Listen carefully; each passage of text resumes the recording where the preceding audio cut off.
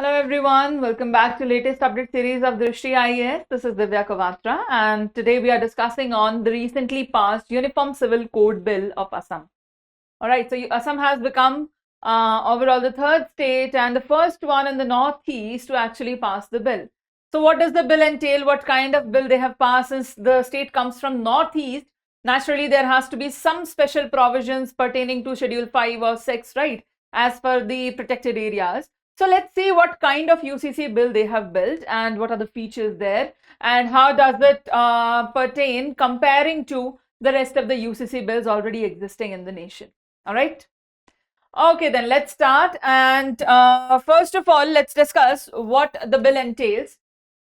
Assam has recently come up with on 27th of May, they've adopted the bill, right? They've adopted the Civil Code Bill and Assam has become the first northeastern state as well as third overall state to pass the UCC apart from Goa, that is, a separate entity. Yeah. So third overall state it has become, and it is followed by Uttarakhand and Gujarat. And becoming the third state. Why is it significant? Let's talk about that.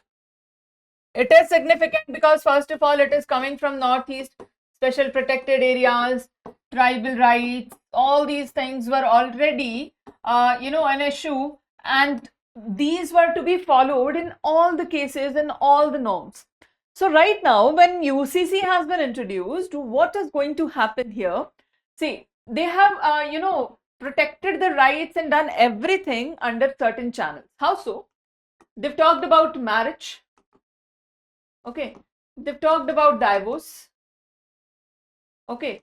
They've talked about inheritance also. Okay.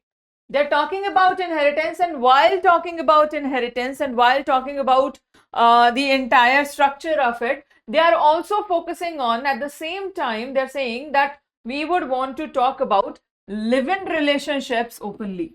Okay. Live-in relationships. Okay. So all the norms have been included for this. The norms have been included, and what kind of norms they've come up with, let's talk about that. First of all, in terms of marriage, what they've come up with are two things. That is, they have abolished polygamy. Like, it has been abolished anyway. This is like completely prohibited. Polygamy, that is more than one husband or wife. Right? Nothing can be done, and this is strictly prohibited. Second thing is fixing the age of marriage. Fixing the age, that is 18 for girls and 21 for boys. This is what the age has been fixed. This is how the age has been fixed, stating that this will be the stricter provision that everybody has to follow, regardless of religion. Because that's what UCC is. What does UCC mean? Basically, you are framing a kind of civil code that is applicable on all religions, irrespective of their personal codified laws. Okay, irrespective of their personal codified laws. But Assam has adopted a middle path. How has it adopted a middle path? They're talking about marriage, they're talking about inheritance while still keeping personal rights alongside. How? We'll see that. First, marriage is clear. Second is divorce. In terms of divorce, they're saying that property rights, or in terms of divorce, the maintenance or alimony, that has to be stricter. That has to be followed up, as it has been done ever since, the concept has come, ever since it has been done, the compulsory registrations, all these things, the compulsory registrations and equal property rights for women, all this should be followed in divorce cases as well. And in inheritance, they have very specifically said we are giving equal rights for women on their property, on the property of their father, on the property of later the husband. Equal rights have been given to women, right? Written will, property will, everything will be divided among class 1s.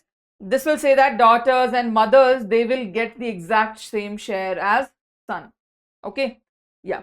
So religious customs that gave women less, that is done away with. Okay, then there is live-in relationship. they've said that within 30 days, okay, within 30 days, you have to register a live-in relationship. And if you have a child born out of live-in relationship, that child will be considered legitimate. And if after live-in relationship, this gets separated on their ways, even in this case, women can ask for expenses. Women can ask for expenses even after they're done with the live-in relationship. It will be considered a proper relationship, and in that case, couples who are staying together, they will register first of all, okay, within 30 days, or they will get a jail of up to 3 months. Clear? If they have a child, 100% legitimate. Third thing, if women is deserted or abandoned, not in the case that you part your ways happily, like, okay, we don't want to stay together anymore, that is fine. But if they are deserted or separated, like in a case that the man has cheated or something like that has happened, in that case of live-in relationship, women can still ask for money. What kind of money? Your surveillance money, right? Financial maintenance, survival money, that can be asked, right? So she has the legal right to go to the court, demand for financial maintenance. This is the basic structure that they have changed, financial maintenance, right? Now, along with marriage, divorce, inheritance, live-in relationship, along with that, we have to consider regarding the tribal communities, the STs surviving there, because they have been the special provision. STs have been completely exempted from this, right? They have been completely exempted from this to preserve their culture, traditions, everything, because they have their own ancient customary traditions, right? They have their ancient customary traditions, and we need to preserve that culture, and for that they have been given complete exemption, right? Complete exemption. Is that clear? Yes. By special provision, they already have everything. So they'll be kept out of UCC so that their distinct lifestyle can be protected, right? Then what about the religious rituals? Like we are talking about marriage, if we are talking about divorce, what about the rituals? If we talk about the rituals, they're saying that we are keeping the rituals intact. They've kept the rituals intact, and through this, they've adopted a middle path. Okay, try to understand what they're saying is that we will allow you to have your marriage through your personal rituals. Like, you can have a marriage based on Vedic rituals, you can have a nikah, you can have a wedding at the church, right? Or whatever method, Anand Karaj also you can have under Anand Karaj Act. Anand Karaj also you can have. The ritual won't matter. Once you are done with this, you go and register your marriage with court or with government, right? You go and register that, and for us, that registration will matter. The process that you want to follow, that is up to you. We are not saying that you cannot do this, okay? Anything that you can have, once your religious ritual is done, that's fine. You come and register it legally with the state. That's all, right? So we are not changing how people get married, right? We are only changing when they get married and how they get legalized. That's all. That's all we are changing. We are not saying the process of it, the rituals should change. We are not tapping on that. Clear? Yes. This is how they've made the changes. Do you understand the specific changes that have been made? Yes? Okay. So talking about the act, talking about the developments, there are a few other outcomes, like they've given place to divorce successions, live-in relationships, excluding tribal people, marriage age has been standardized, cultural safeguard has also been given, and obviously the legislative pathway has been built. How is the legislative pathway? The topic is of concurrent list. You must know that the topic is of concurrent list. So state and center both can make law. So in this case, state has already passed, but this will go to center. Governor will present it to president, and only then it will be passed. Okay, for a concurrent structure, the extra process that state has to follow. What is the extra process?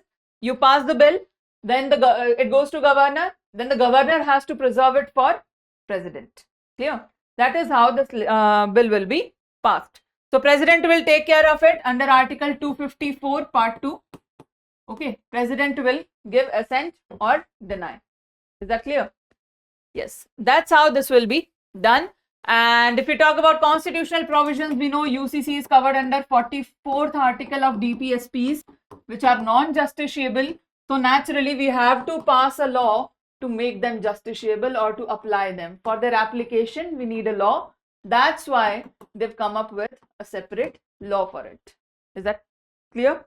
Yes, concurrent list, we've talked about this.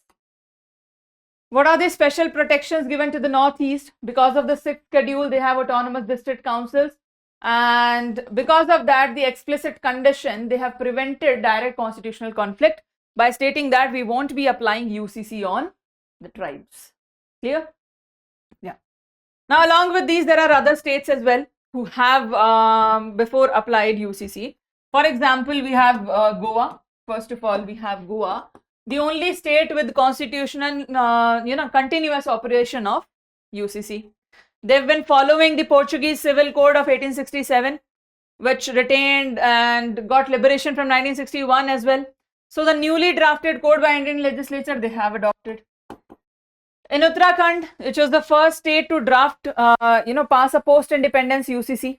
They did it in 2024, including mandatory registration of live-in relationship. They also did that. And they also completely excluded STs.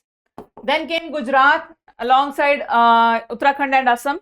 It also became a leading state that was moving towards uniform legislation and personal property, family laws, everything. Now Assam has come the third state to pass the legislation, and they are also focusing on solemnization and completely exempting tribal groups. So you can see a pattern here. Yes, you can see a pattern here that they are exempting the tribal groups. All right, these are the states, this is their status. And with that, we move forward to a few high yielding facts. There are a few questions that you need to consider. That is UCC solely central subject? No, it falls under concurrent list. Goa has a law passed by Indian State Assembly? No, its code is historical legacy of the Portuguese Civil Code. Okay, Uttarakhand is the first state. That's why Goa is not considered as the first state. Tribals covered under the new UCC? No, they've explicitly excluded tribals from this application. Is that clear? Yes? All right. So we'll solve a question based on this data that we have studied about Assam's UCC bill. We'll solve a question based on that. I hope this is clear regarding marriage, divorce, inheritance, live-in relationship, everything. That is clear, right? Yes? Okay. So we'll solve a question on that. But before that, I have some information for you. And 30th May, that is the last day of our sale. And this sale of up to 50% off on all live courses is still active till 30th. You can call on this number and get a benefit of this. Along with that, we also have IES-GS Foundation course on flat 50% off. Flat 50% off, where you get all the structured classes, notes, prelim structures, main structures, and along with that, the special part, prelims test series, current affairs classes, plus current affairs magazine, all available for 3 years, not 1, 3 years. All right. The highlight of the structure. To get benefit of this, call on this number and ask for more details. All right. And along with that, since mains is coming up, we are also giving you up to 50% off on mains courses as well as optional courses, and which are available in Hindi as well as in English. All right. So call on this number, get more information, and get the benefit of this. This is your practice question. This is your practice question. Just look at the question. You have to give me the answer in the comment section. So make sure to comment your answer when you see this video. All right. Yes. Okay. That's all for today. Thank you so much for joining in. I hope you've understood the Assam's UCC bill and how it contains provisions regarding different aspects. That's all for today. See you in the next session. Take care. Thank you. Bye-bye. For more informative content, like, share and subscribe, and do not forget to press the bell icon to get the notifications.